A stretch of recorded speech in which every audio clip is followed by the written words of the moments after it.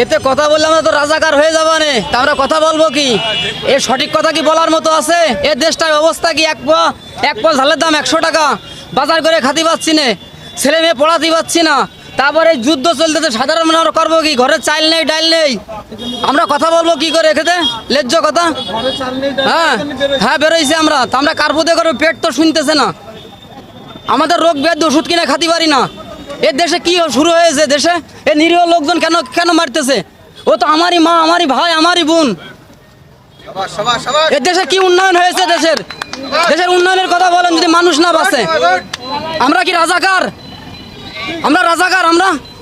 আমরা সাধারণ মানুষ। কার্পুর রাস্তা বেরোচ্ছে, খাবো কি? এর আগেও তো এরকম আন্দোলন চলেছে।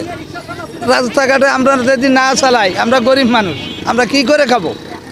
বাইরে গাড়ি ঘোড়া চলছে না, কোনো ইনকাম নেই।